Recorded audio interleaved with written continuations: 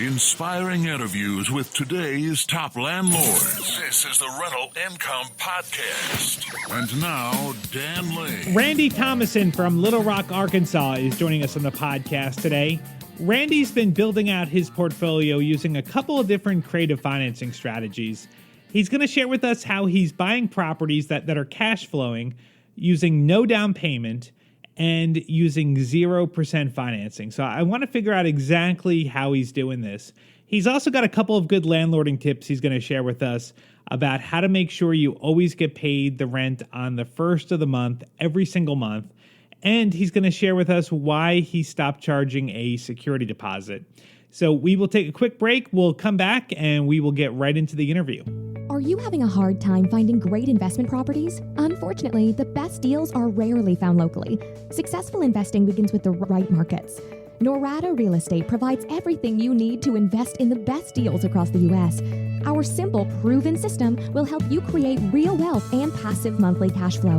Get your free copy of the ultimate guide to passive real estate investing at noradarealestate.com/guide. That's NORADA realestate.com/guide. Randy, so how did you get started in real estate?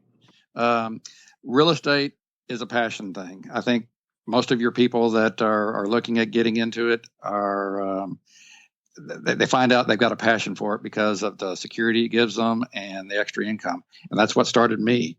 It started back in college. I saw Carlton Sheets ad on TV. And of course, I didn't have the money as a college student. So I actually borrowed a little bit of money from my great aunt, and she allowed me to buy it. And that kind of is what got me started interested. Okay. Even though I didn't buy any properties for several years, it kept boiling in me and that I needed to do that. So what was your first property? Was that a rental or? Well, actually, no. The first property that I bought, I knew it was going to be an investment, but it was actually the first property that I bought after I got married. And I moved into it knowing that it was just a temporary house, and then we were going to turn it into a rental after that. Okay. As we bought a second house. And we were buying the second house to fix up because it was a total gut job. So we lived in the first one when we fixed the second one. And when it was ready, we moved into that one and then made the first one a rental. Oh, okay. Okay. Well, there's a lot I want to cover with you today. There's so much. We were talking before the show, and there's so much stuff that I want to cover. I want to see how much of this we can get through. So tell me about the type of properties that you like to buy. You mentioned you don't like buying properties on the low end, and those properties generally cash flow a lot better than maybe some of the B-class, working class properties. Why do you like to buy properties in kind of the middle of the road area? Well, for me, it's a matter of time management. Low-end properties have a much higher turnover, cost of eviction, damage, and more likely you're going to have to do a lot of collections. Mm-hmm. The middle of the road properties, for me, is most of the people have a steady job. They have bank accounts, which is very important to me because I require all my tenants to do an ACH debit for their payments, and that way I'm not chasing money all the time. And they're going to do less damage because they look at it as their house. Mm-hmm. And so for me, it's time management and care of the property. Okay. Now, these properties, are they all single families? Everything I've got right now are single families. Okay. It's for me, it's the easiest investment to buy. Mm-hmm. Sure. Now, tell me about the ACH deposit. So you require that in your lease that they're going to have to pay you electronically. Is this like a website that they go on to pay you, or is it automatically where you're debiting out of their account on the first? Yeah, with my particular system, I use my local bank here, and they provide me the paperwork to get the tenants to sign up and a canceled check. Or voided check, and we enter it into the system, and it automatically drafts out of their account on the first business day of every month and hits my account that same day. So I get immediate credit for those funds. I don't have to wait 24 or 48 hours for those funds.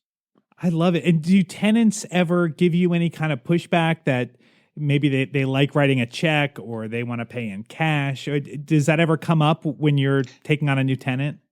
I have never had that come up. That's great. Because I covered up front. I said, the only way you qualify is if you are acceptable to this. And most of them, my houses are in good shape and they want to move in there. So they're more than happy. And then they also say, hey, we don't even have to worry about remembering about this. Their paycheck hits on the first, my debit hits on the first. And so it just all works out. And I can schedule my debits if I've got one lady who's a retired person, so she gets her government check, Social Security on the 3rd or the 4th of every month. So I've set her ACH up on the 5th. Okay. So it works good for both of us. Yeah, that is really good, because that is one thing that I hate, is trying to track down tenants and trying to get paid, or they're not paying on time, and getting paid on the first it just makes your life a lot easier. I think that's really awesome.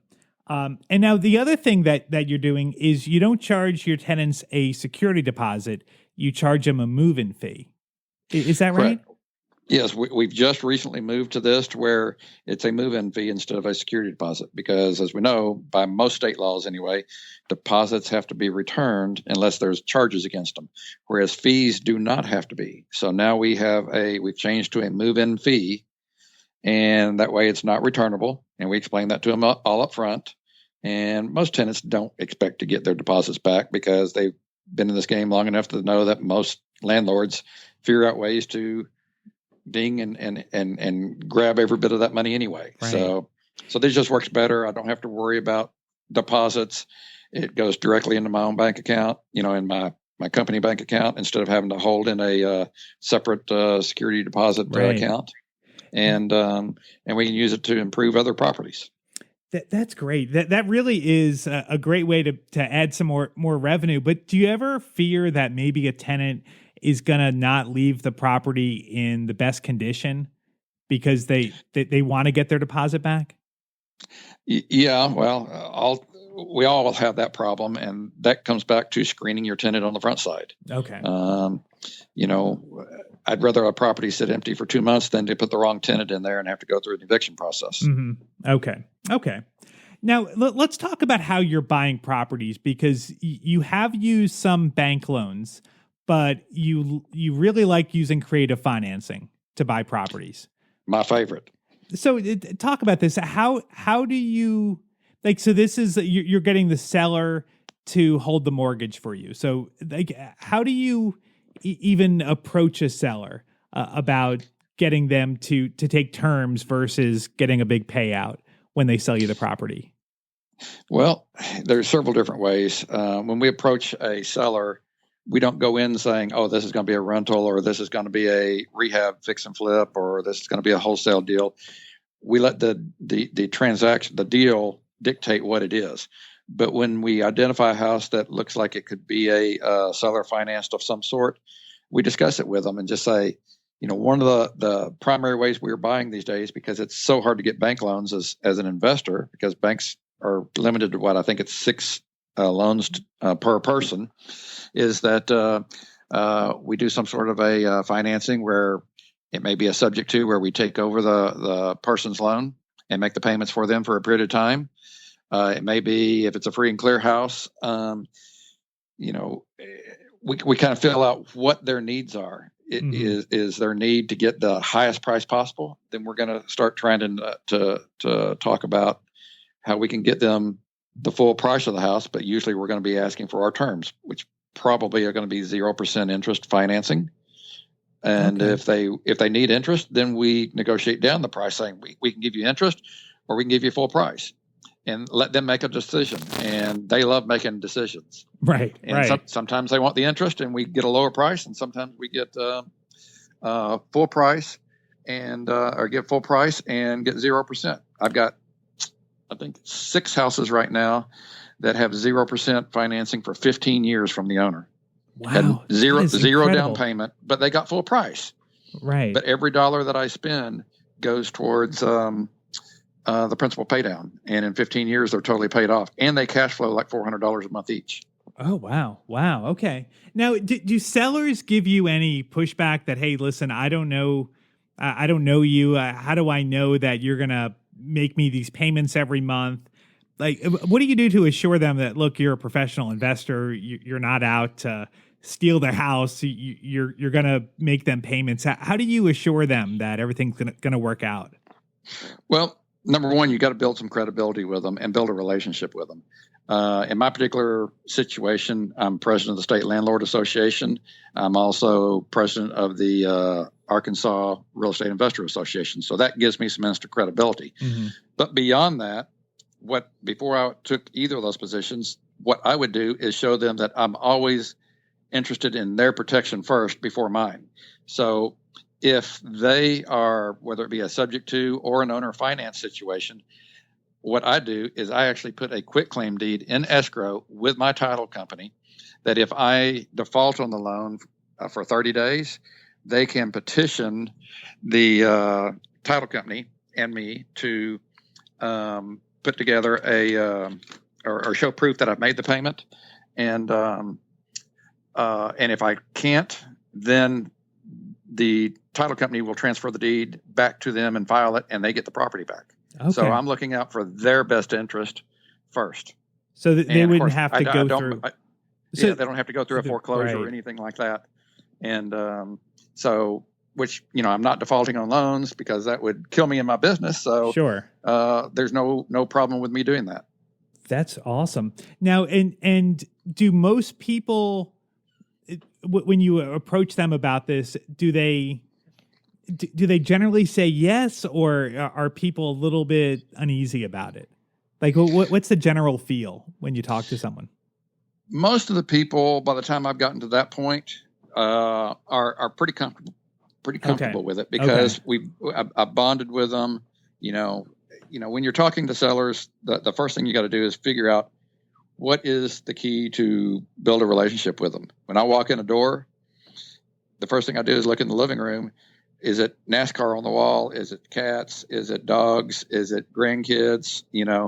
What is the situation? Because most of us can almost always have some sort of relationship. And, I used to raise and show Rottweilers. And so I bought a house on a sub-2 in less than 5 minutes from the time I met the lady because she used to have Rottweilers. Okay. And she just trusted me because of that. Right. If they've gone through a divorce and that's why they're selling the house, I can say, hey, I went through a divorce about 6 or 7 years that cost me several millions of dollars. Mm-hmm. And so they feel that bonding to you, and then they build that trust to you. Right. So you just got to figure that out first. And then all the guards go down, and then you can really talk about the deal. They're willing to open up and say, here's my situation. How can you help me? And normally there's 3 or 4 different ways that you can find a way to help them, and it's just a matter which works best. Now, let's kind of walk through a hypothetical situation. So say someone owns the property free and clear. Say the market value is $100,000 of the property. It's in good shape. It doesn't need much work. You'd be able to rent it out right away. What would you typically offer them? Like, do you have, what would you maybe start with? Well, the typical instance in this business is that you make 3 offers. Mm-hmm. You make a cash offer, you make a part cash, part finance offer, and then you make a full finance offer. My cash offers, I usually are going to work off of a Mayo formula if it needs any repairs, mm-hmm. Mayo formula being the maximum allowable offer, 70% or 65%, depending on what part of the country you're in, minus the repairs. And that's where you need to be. I might pay a little bit more for that if I know I'm going to keep it for a rental for 100% sure. That's my first choice. Then I might offer a little bit more especially if it's a good property in a great area that is an up and coming area that's going to increase in value.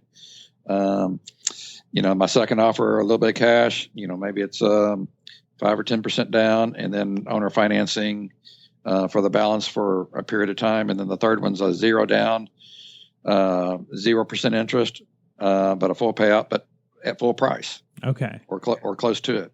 And let them choose. Then they feel like they've got control of the situation. Right.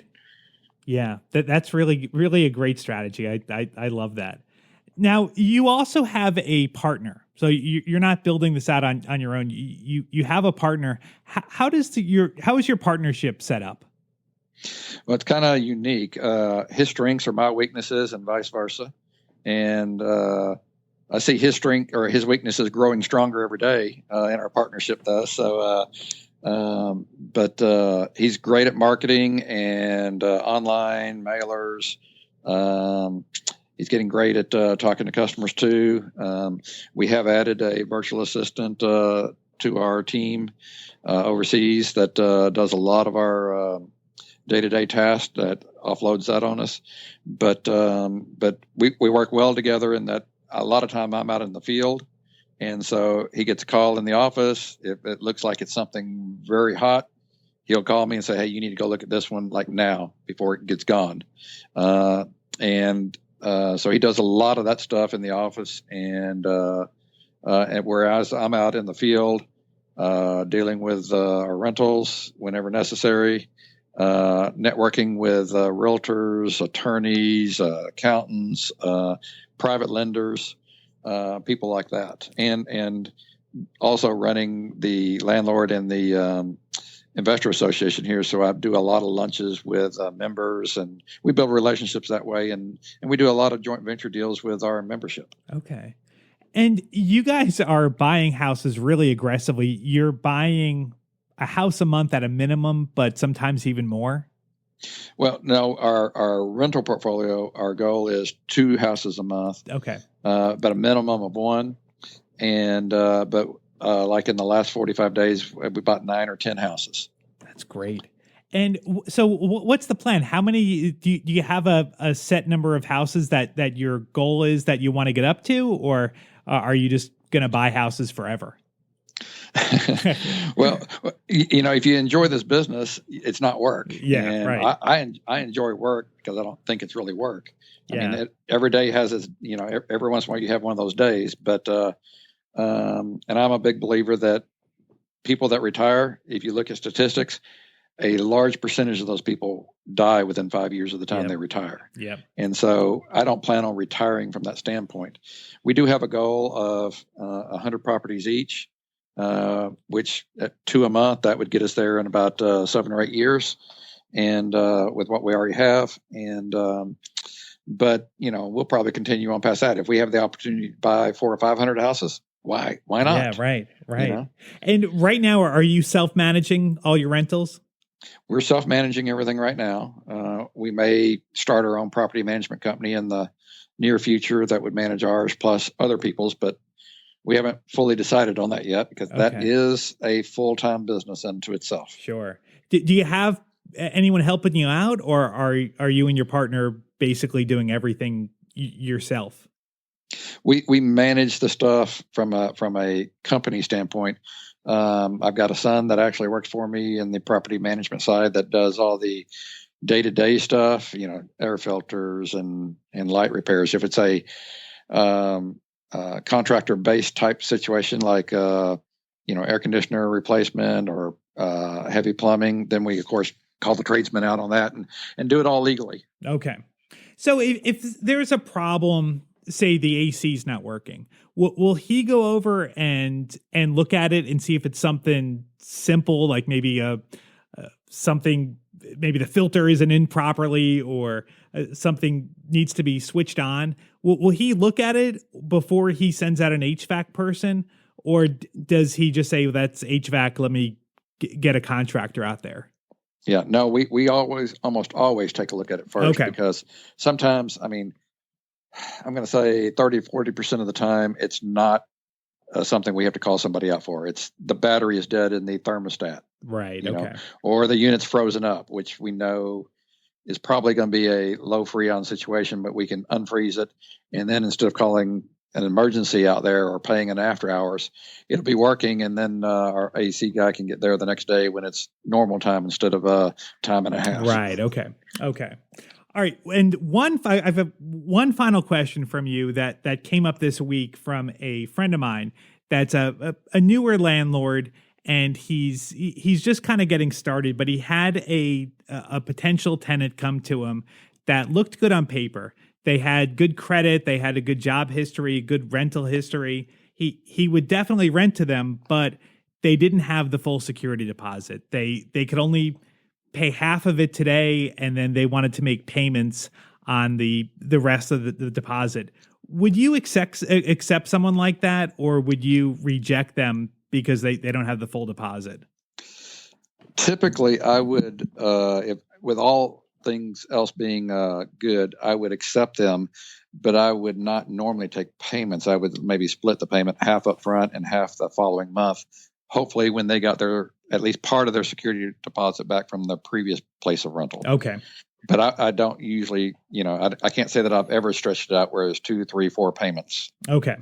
So you want to get that money as quick as possible. And the reason for that is if they've got a good, steady job and everything, why don't they have some money saved up? Right. If they're spending every dime every month, that's going to be the way they're going to be the rest of the time living with you too. Right. Yeah, that's probably going to be a red flag.